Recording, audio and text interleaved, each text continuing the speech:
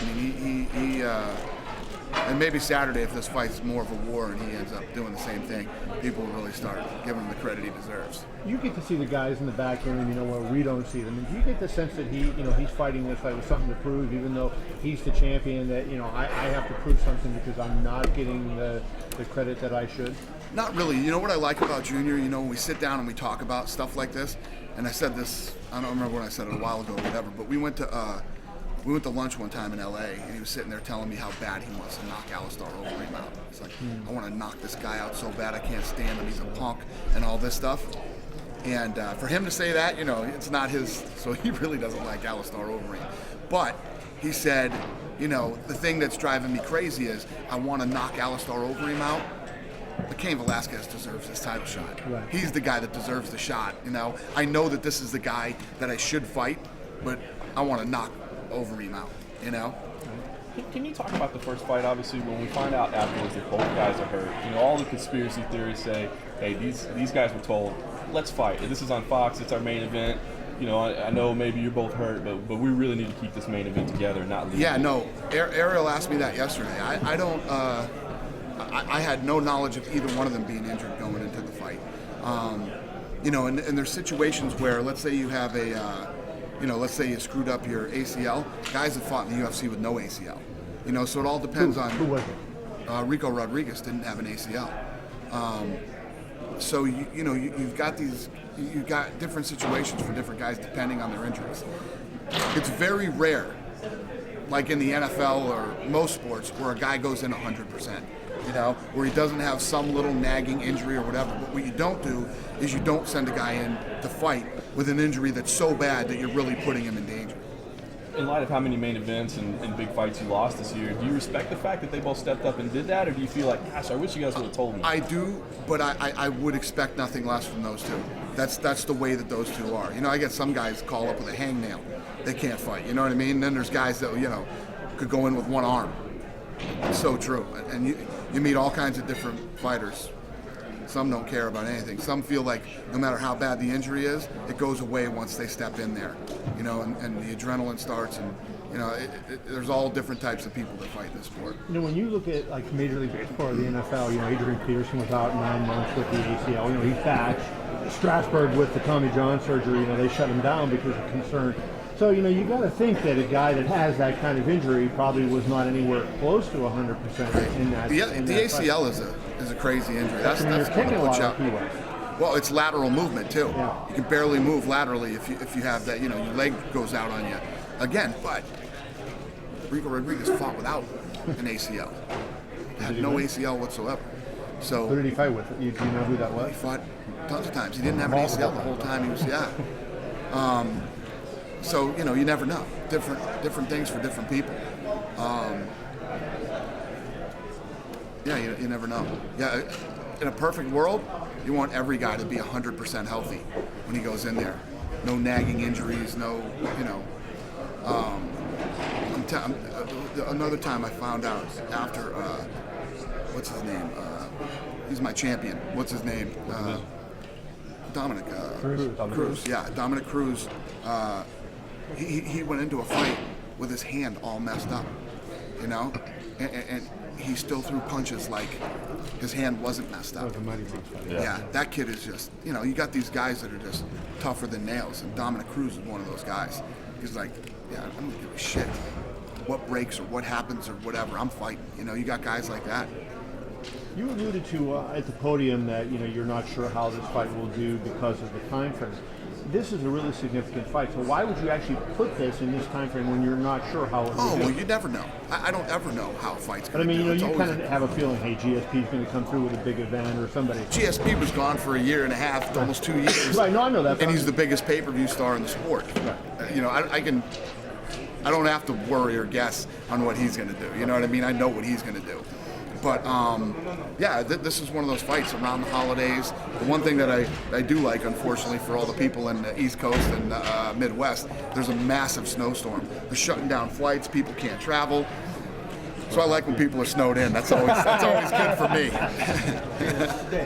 In Brazil, you have a problem with Jose Aldo and a motorcycle.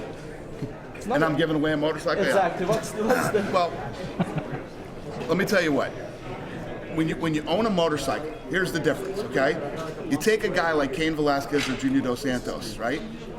They've got plenty of Junior Dos Santos has got a pimped out Range Rover, and God knows what else he has. Cain Velasquez has a bunch of cars. You don't want it to be your means of transportation, okay? Especially in Brazil. Brazil's the one place on earth you don't want to ride a fucking motorcycle, okay?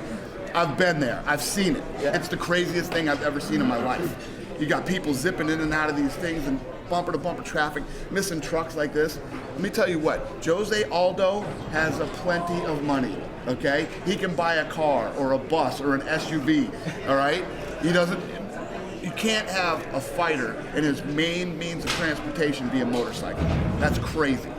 But if one of these guys wins the Harley Davidson is a bike you take out on the weekend, you cruise around, completely different.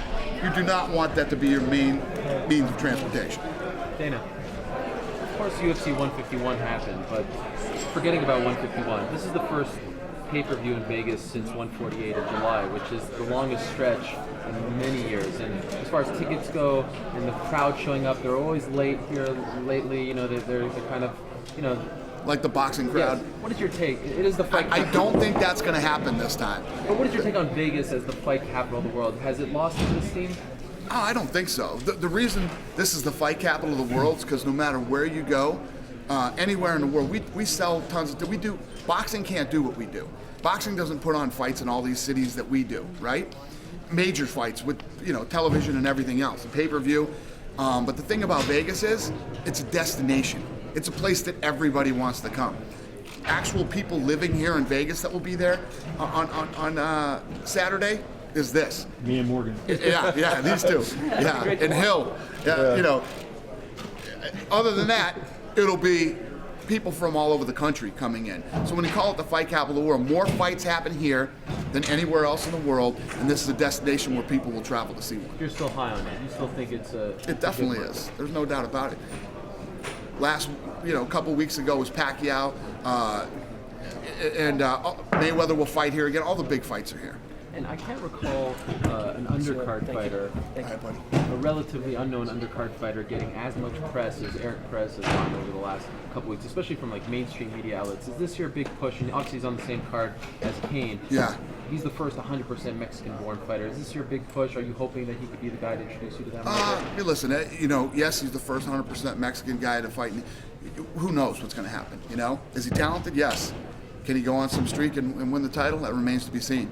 And is it true that you disallowed him from wearing the Lucha Libre mask? Yeah. Why now are you allowing him to do it? Well, here's the thing. You guys know how I feel about guys acting like idiots walking out to the octagon. I can't stand it. You're going in there to fight. This isn't pro wrestling. He's got a reason for why he does it, and they sat down, they explained it to me, and I'm cool with it. All the other goofy shit that happens, I can't stand it, and it just. To explain to you how painful it is for me to sit there and watch a guy walk, 25 feet to the octagon, acting like a moron, it hurts me. It hurts me, and I can't stand it. So this isn't signaling a change in policy. This is kind of a one-time exception for this, or you'll look at it on a case-by-case basis. If you tell me why, and those masks,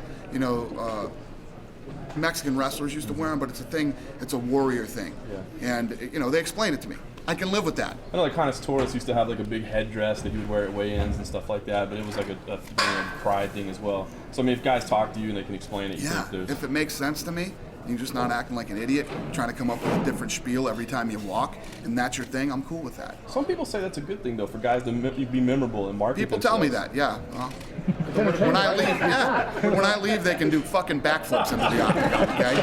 When I'm gone, they can do whatever the hell they want. What about someone like Tom Lawler, who's universally applauded for his? Yeah. Does that bother you? Do I love it? I don't. No, I don't love it. If that's the way you have to get attention, you should get attention by the way you fight. If you're really good, that's where you'll get your attention from. Not coming in with a new shtick every time you come in. But his thing doesn't bother me as much as others have. The other one, too, is Kyle Kingsbury. The guy's always got a fanny pack on and some, women's underwear, whatever he's doing. That one doesn't really bother me either. And those two guys do come to fight every time. So, I don't know. It's hit or miss with me. Can I get you to say livemgm.com for MGM? Get me to say, yeah. When we wrap this thing up, I'll do one for you. Okay, great. Yeah. Do you feel that way about weigh-ins too, or are the weigh-ins kind of an exception, where maybe they can be a little goofy and get a little freedom to do something? Yeah, it just depends. You know, there's times when guys will come up there and I'll be like, seriously? You know, and the thing you gotta understand about the weigh-ins too, they're on TV. People are watching on TV. You know, and guys come out and act like idiots. Yeah, it's not my favorite thing. But, you know, I guess it depends on the mood I'm in that day too. So if you do something really stupid, you want to hope I'm in a good mood. You got pretty fired up last night on Jim Rome's show during the PED segment and the government and all that. You were making a couple points there, but what's your take on, government is involved in this sport and not other sports? Yeah, you know, if you really want to crack down, you really want to, do what you say. It's one thing to yap about it. It's another thing to do it. If the government got involved in all these other sports the way that they are in ours, it would help. This thing is regulated by the thing that I got fired up about, and me and Carvel were arguing about it, is don't go after the old guys, the guys that are already retired and are already gone and have played. They made their money. You're gonna spend everybody knew what they were doing in the fucking 80s, okay? Anybody who says they didn't is a liar.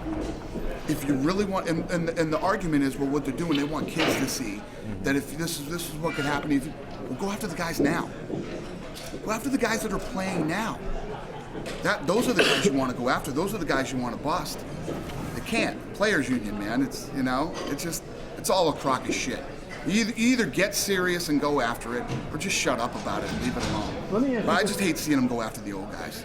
You've used that government argument a long time, but I guess, any drug testing expert always says that, the state testing is the easiest testing to beat. Anybody who's cheating, Victor Conti says you have to be a moron to fail that test. So how do you... Fuck Victor Conti. Well, the guy's a lying, two-faced piece of shit. I can't stand that guy. You're the biggest cheater in the history of the fucking sports world, and now because you can't make a living cheating anymore, you want to flip the other side and start calling people out and pointing fingers? I can't believe anybody even listens to this guy, anybody even quotes this guy. Victor Conti is a two-faced piece of shit. Well, have you heard his position, though, why he I don't care what his did? position is. That's not fair. I don't care about him. He's a fucking cheater Well, and a he's not the only liar. one that says Now that. he's trying to flip the script so that he can make a living on the other side. No, that's He's a not what he said. scumbag. Well, then let's bring some other people up into it. Then, Yeah, bring somebody credible. Get somebody credible in there that who you would is listen credible in to. your mind? I don't know anybody else other than a guy who got caught for fucking cheating and giving all these guys steroids. Well, Dr. Goodman then is, she has a company doing that. I mean, Right. So I guess the argument is, So what are we talking about? Are we talking about fighting, or are we talking about baseball and fighting. football? So I guess my argument too is Okay. you're saying. So they that say we're the regulated government, by government isn't strong enough. They're not this. They're not They that. don't have the money to do the real We're testing. regulated by the fucking government. Right. Some of these places, some of these states we go to, they test the entire card. Some places are random. Some places does the main event and a few other fights that are random. It's better than anybody else's. Well, I don't want to ruin everybody else's interview, but I guess the question that I'm asking you is the state testing is. Any expert would say it's the worst and easiest to beat by people. They don't do carbon isotope ratio testing and all sorts of things. So you're not really finding out because they don't have the budget. So But it's isn't better. that But it's better in disingenuous? baseball or football or. Yeah, because they do CIR testing. Oh my God. It is. Oh my God. You think they randomly test? You Well, think they're going to test some of their big star players? It's in their CBA. That's craziness. Yeah, I mean, if that's what. Well, Ryan Braun tested positive. But if that's what people want to believe, and if they really went in there and did real testing, you know what I mean? If the governments can't afford to test, how can they not afford to test? We fight here, however many times a year. Floyd, Pacquiao, and a lot of other big stars fight here every year, and this city makes a lot of money off Right, that. I agree. And they don't No, I use it to think- fund the commission, though. They turn it over to the state. Then that's what they need to do. Well, I think it's great that the state's testing. I'm not saying it's wrong, but I'm just saying that any expert that you talk to in the drug testing field would tell you that the state testing, because of the amount of money they have and the type of testing they do, isn't as strong as other testing. So if you're saying we're regulated by the government as if that is some panacea that, we're doing a great job, I would think that that's not really a fair statement, because they're not really, you can't say that this sport isn't infested with PEDs. Right. We could debate this all day. And PEDs have been around since people started making money in sports. Right. And I mean, I don't know what the real answer is to crack down on this whole thing. All I know is we are regulated by the government. They come in and they test our guys. That's a fact. And however you think, if you think football and baseball are really knocking it out of the park, pun intended, you know, you're crazy. Well, Ryan Braun was the Kevin MVP, and he tested positive, Yeah. after he won the MVP. Now the union. But if you think that they were really testing all the guys in baseball, you think there'd be a fucking baseball game every day of the week? There wouldn't be, man. They'd be pulling guys up from the fucking, from the minors every day. It would be crazy. There's always going to be this thing in sports where somebody's trying to get an edge on the other guy. And as a owner or commissioner or whatever you want to call it, you do the very best that you can do. You do the best that you can do. If you look at our business and the way that our business is run, we got 475 fighters under contract. If you look at the shit that we do every day, we go, and there's so much shit to do, you can't even stay on top of all of it. Now, not only do we test our guys for PEDs, other illegal drugs too.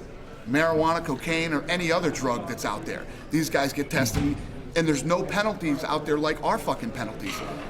Our guys have to, you lose the ability to make a living for a fucking year. Because that's the other thing. If you're going to bust guys, okay, this guy just got caught. What was the penalty when he got busted? Well, what's his name? What did Manny Ramirez make, Dave? What was his salary? $20 million? He was making $20 million. He got to spend 100 games. That's $10 million? Yeah. How many times did Manny Ramirez get busted? Three. Yeah. 3 times. I know. Manny Ramirez got busted many, many times to the point where he left baseball, you know? Who else? Who other than Manny Ramirez? Well, Ryan Braun was the MVP last year. I can go through a laundry list of guys that not only got busted for PEDs, but for other illegal drugs and lost the ability to make a living. I guess it's a red herring. I don't want to bring in baseball or football only because this is one of these things that we could argue about for a week. I mean, we could literally sit here for a week and argue about this. This is the system that is in place in all combat sports. We're regulated by the government. Let me end by asking this then. Would you consider, as Dr. Goodman is one that's argued that you should do, hiring a company, whether her company or some other company, and say, hers is a nonprofit, so for whatever reason, but hiring a company to test all your fighters randomly, so that you would be saying, if I am doing the best possible job that can be done to guarantee that these guys are not fighting while enhanced in any way. So hire her company or another company to come in and test all the fighters randomly. And they do that like they do in the Olympics. So they test the guys like they do in the Olympics. Like what? So that they might call Junior and say, it's 10 days ago, hey, we're going to test you. You got to pee in a bottle, or we got to take a blood sample, whatever it is. They do that, randomly unannounced. Right. So would you consider that? I have no idea. It's something that I've never even thought of, or who knows. I guess one simple question maybe to follow up on that. In your mind, do you think what's being done is enough? I mean, you say what the government's doing. Mm-hmm. Do you think it's enough, or do you think at least people do need to be thinking outside the box and maybe considering other options? Well, let me ask you a question. Here's one of the other things. If you look at how we're regulated by the government, and I've said this publicly before, I do not think that the penalty should be the same for smoking marijuana as it is for taking performance-enhancing drugs. Yet it is. It's exactly the same. If you get busted, look at Diaz. Look at how long Nick Diaz is out right now, right? For marijuana. Same as a guy who's taking steroids. It's crazy. So the whole system is messed up. And I can guarantee you this, and forget about PEDs. You get into this testing that we're talking about, where you randomly test these guys. You know how many guys would probably test positive for marijuana? It would be probably off the charts. Right. You know what I mean? So if you randomly tested and this came out, they'd get the same exact suspension as they did for PEDs. Sure, then I guess they just it's all a big. You don't break the rules then, right? I think it's stupid that you're penalizing a guy for marijuana. I don't even smoke marijuana. It's fucking illegal and you shouldn't do it. Right. Okay? But the guys are going to get busted. They're going to get the same suspension as they would for a PED. Right. Whereas when you're taking a performance enhancing drug, you go in and you face another fighter. You can hurt him. Right. You know what I mean? But for marijuana, it's just crazy. So when you talk, it's so easy to sit there and say, well, here's what we should do and here's how you fix it. There's so many flaws in the system. It's just not that easy. Mm-hmm. It's not just a, hey, would you sign up this company and what if you did, and we could randomly test? There'd be a whole shitstorm of other things that would come about. I'll bet you if you did that random testing, because everybody thinks that if you did this random testing, you'd catch so many guys on PEDs. No, you'd catch more of the guys on marijuana. That's where you'd really bust a lot of guys. And that may be true, but I mean, then isn't it up to them, like you said about Nick, follow the rules and don't? Yes. It's stupid. In a perfect world, yes. You think Nick Diaz was busted for marijuana already by the Athletic Commission. Mm-hmm. Then he comes into a fight and does it fucking again. You can't go 2 months without smoking weed. No, he can't, apparently. You know what I mean? No. So there'd be so much of this shit going on, it would be craziness. Mm-hmm. It would be crazy. You would bust more guys with that than you would with performance-enhancing drugs. Well, commissions don't ban. So 475 guys under contract, and 400 of them will be out with marijuana. Commissions don't ban marijuana out of competition, though, I think. Even if the Nevada Commission found a guy testing positive for marijuana, but it was months before the fight, there would be no... That's not true. Yeah, on the water code, that is true. But it depends on fucking nanograms or however this shit works. Listen, I'm not an expert on this shit, but it is illegal. You can't do it. And as he got closer to the fight, that would be one thing. If we were testing, we would say, dude, you just tested positive for marijuana. But this happened to me already. This already happened to me. I talk to these guys and I'll say, please tell me that you're not smoking marijuana. You're going to be tested for all this shit. No, I'm not doing it. I'm this, that, that. They're going to fucking tell me. And I tell these guys, I'm not the police. I'm not the commission. I'm not your dad. You can be honest with me. Let me know what's going on. And I had the same fucking problem with Stephan Bonner. You know what I mean? Stephan Bonner, how do you not tell me that when I pick you to take this fight? I get it. Listen, you're a grown man doing your own fucking thing. You don't have a fight planned. You're down there wrestling, doing pro wrestling, whatever you're doing. But when I call you, right, and we've been in business together for a long time, I care about you. I respect you. I've always done right by you. When I call you and offer you that fight, don't fucking lie to me. Don't lie to me. Did you ask him specifically? I'm not talking to him still. Yeah. We still haven't talked yet. But he knows. He's a smart guy. Stephan Bonner isn't stupid. He's a smart guy. But you know what you're going to do? You're going to jump on the money. Is it hurting him that he hasn't come out and said anything really yet? With the guys, when something like this happens to you, you're embarrassed. You're ashamed. There's a lot of shit that goes on when this goes down. I'm mad at him. I haven't talked to him. He gave up trying to talk to me. I mean, it's not like I'm never going to talk to Stephan Bonner again. I will, but I'm upset. But it's easy to sit there and say, well, what if you did this and what if you did that? It's just so much more complicated than that. The whole system is a mess. It needs to be, do I want to stop PEDs? Absolutely. Yeah. And that's what the discussion was on Rome the other day. My thing was, never mind going after these guys. It'd be like going after Hagler and all these guys that used to fight and trying to drag them into court, and they spend a bunch of money and then you catch them, and so what? What did you do? You just ripped this guy down, you blew a bunch of his money, and you tarnished his name. What good does that do the sport today? It's a big smoke and mirror bullshit show that they're doing, the government, with all that fucking stupid shit. You want to do it? Go after guys right now. Bring them before Congress and ask them if they've ever played steroids and if they've ever taken steroids or whatever. Then what you'll see is, and you really want to affect the children, the kids are going to be like, holy shit, they actually just took this guy out of the game, ripped him apart, and, wow, maybe we better be careful. Maybe we shouldn't do this. Because that's how you stop it. The way that you stop it is you get these guys that are coming up in high school, and even if it's for MMA, guys that are starting to train young, and they're like, man, if I get on this junk, I'm always going to have to be on it, number one. That's a fact. If you get on it, you always have to be on it. You screw your body up so bad, not only physically, but mentally. And then, that's where you have to stop it. The whole government thing, what they did to the baseball players, is just a fucking freak show. It's a bunch of bullshit. Dana, have you ever disgusting. heard of a fighter named Nick Newell? His one arm. Yeah. He was missing. Yeah. Would you ever? Never. I mean, he's undefeated. No. He's being top. Not top guys, but he's a. Yeah. No. It's hard to fight here with 2 arms. You know what I mean? He has shown that he can compete. Yeah. Here? Well, no, obviously not. He doesn't fight, but Ultimate Fighter. Would you ever look at him or? Maybe. I don't know. I don't know. Where's he fought? Has he ever fought in Nevada or any of the big states? XFC. I mean, it's Where's not, that? Boston. Yeah. It's on Access TV. He is their champion. So, he beat a guy recently who's fought other tough guys. He beat some former UFC fighters. Let me tell you what. Who did he beat? Who was there? He beat at least one former UFC fighter. I'm not sure if it was former. I'm not sure. But Jordan. 10-0. Beat a guy who fought Eddie Alvarez. Kind of stuff. Yeah, that's He's tough, shown that man. he- This isn't. I mean, there's guys that are out there that we bring in that are considered top guys into the Ultimate Fighter that don't really ever pan out and make it. But if he tried out, would you even let him try out? I don't know. Would the state of Nevada let him fight? Would the state of California let him fight? You know, would some of these bigger athletic commissions let him fight? You know, maybe you can get away with that in some of these other states, but Nick Limbo lets him fight for what it's worth. yeah. Yeah, he's Well, a there you go. supporter That's a of it. real one. So, Florida. okay. I don't know. Okay. I have no idea. Fighting with one arm is just craziness to me. I mean, it's just. Lembo said he doesn't consider him to have one arm because it goes past his elbow. Yeah. So Oh, he has an arm past his elbow. Yeah. I don't know, man. That's why I don't Lembo know. said. I don't even know what to say to that.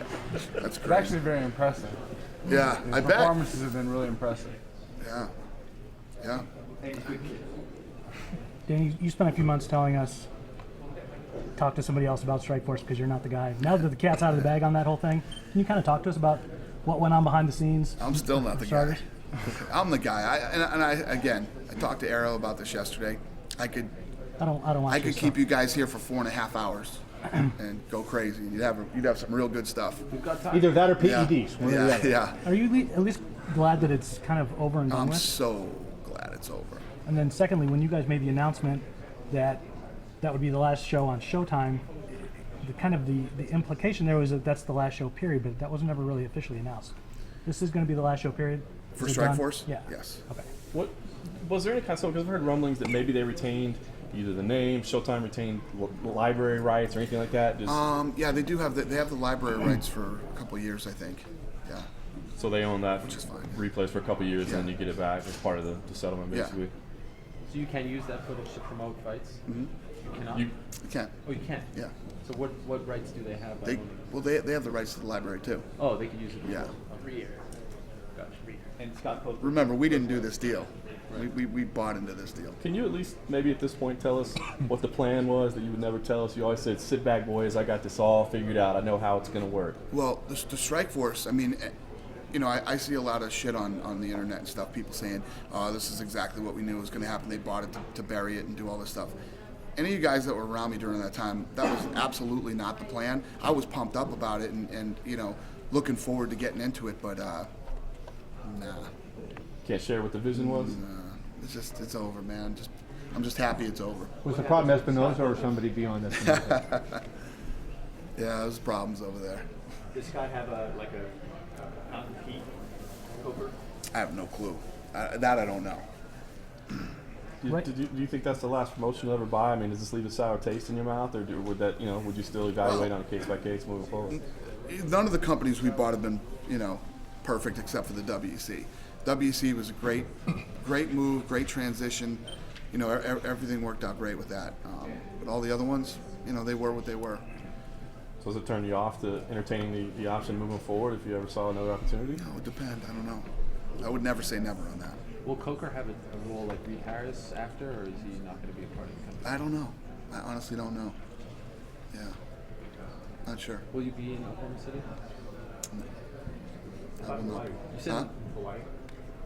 Hawaii? Yeah, I'm sorry, I misunderstood Ariel's question. Go ahead. He asked if I was going to the last Strikeforce, and I said no.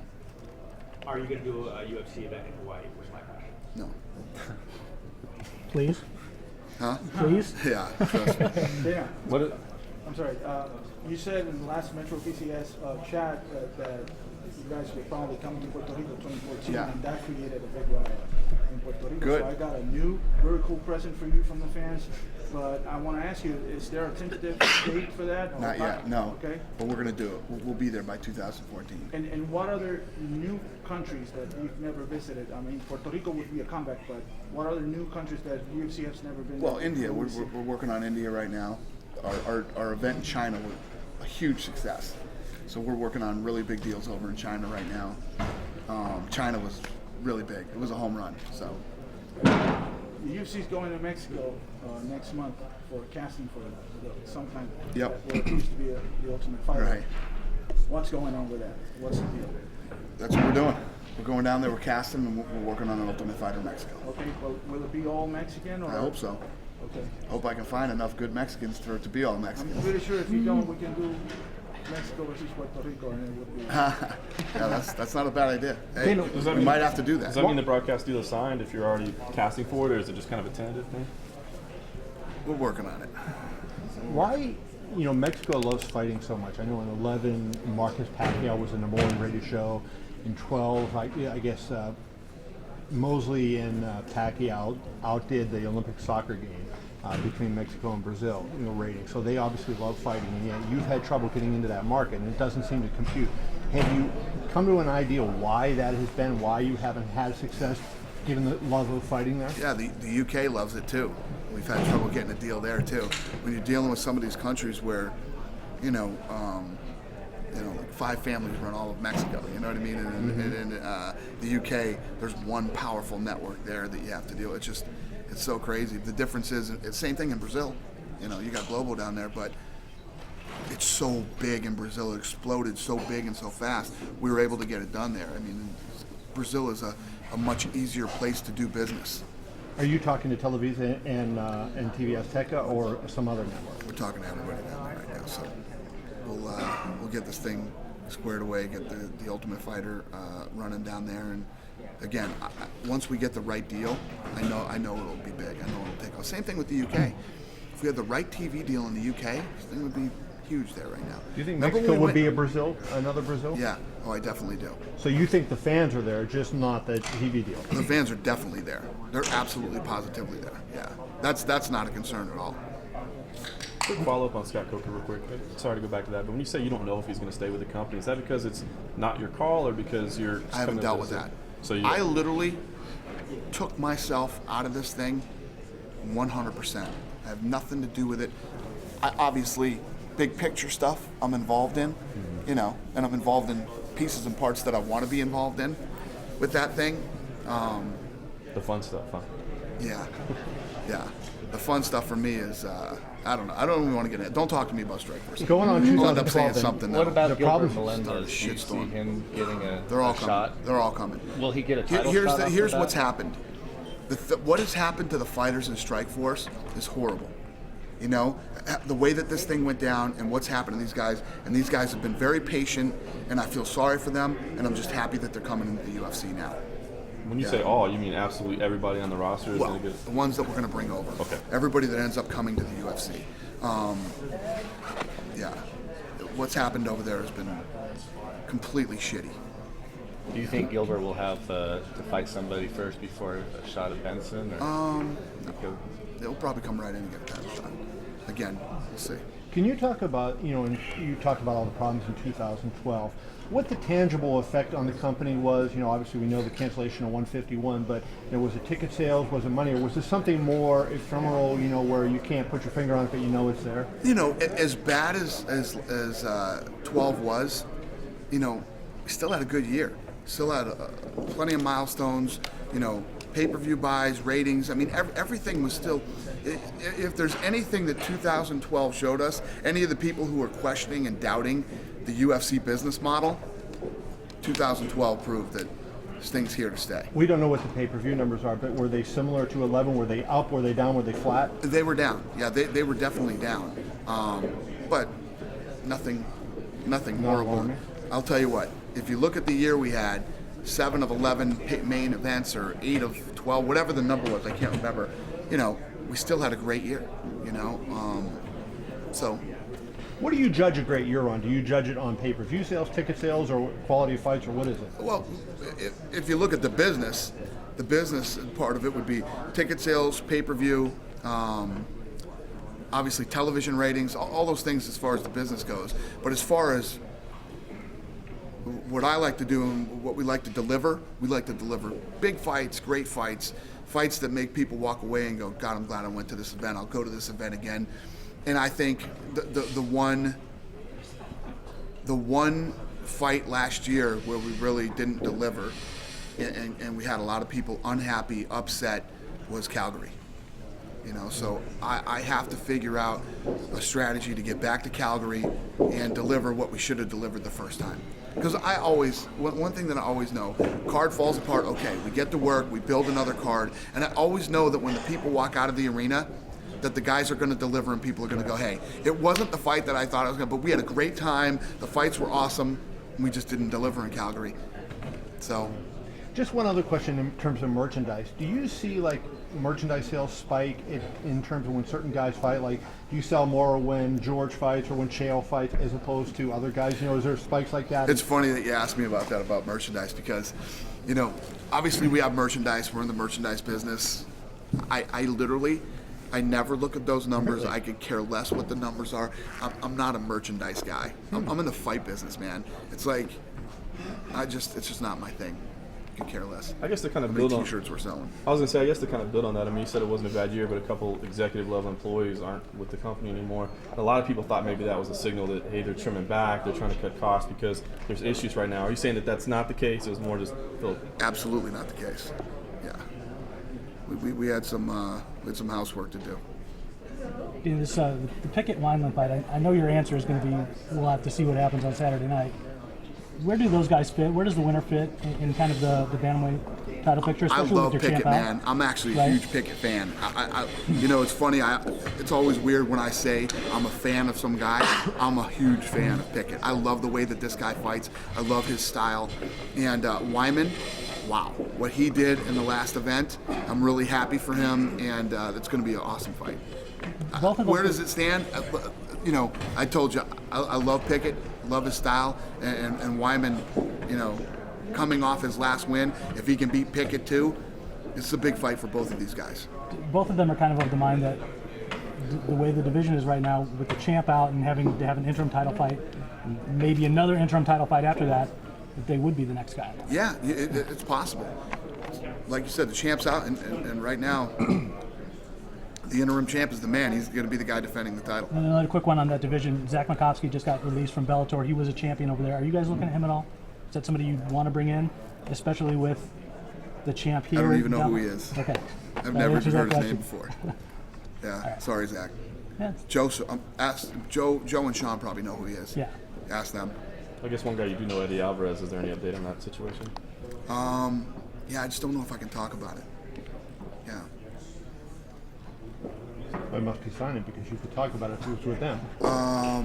No, that's not what's going on. I think it's in matching period. Yeah, it's going to get ugly. The Ultimate Fighter on Tuesdays. How much of that was you picking that date, and how much of that was Fox? And me. That was all you. 100% me. And what I love about those guys is, I've said this to you guys a million times. FX loved us on Friday nights. You know, it was good for them. It wasn't good for me. And they're good partners, and they promised me, said, let us try to build this Friday thing in a way that you'll be happy with your numbers. And if we don't, we'll move you to another night. And they did.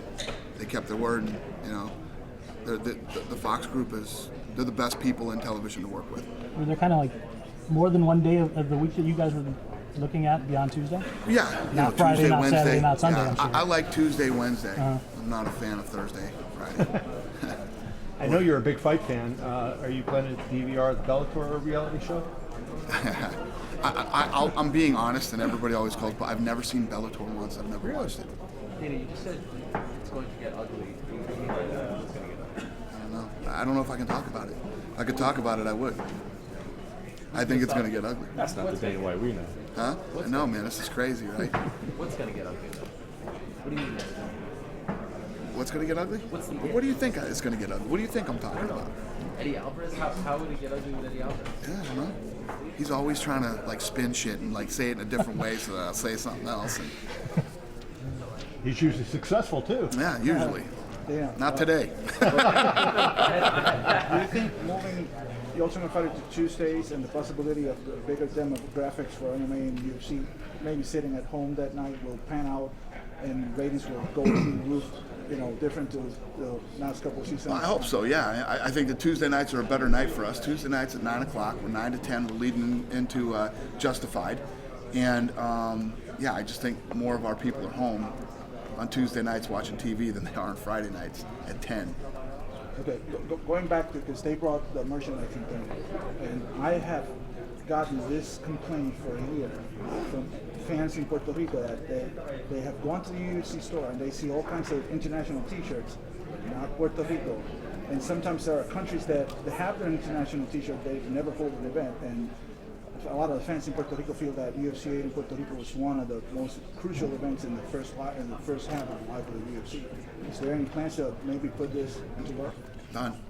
Done? Done. I'll make it happen. There'll be a Puerto Rico T-shirt. Good. Thank you. Okay. Who's around? Somebody hit Andrea. Yeah, hit anybody and tell him we need a Puerto Rico T-shirt ASAP.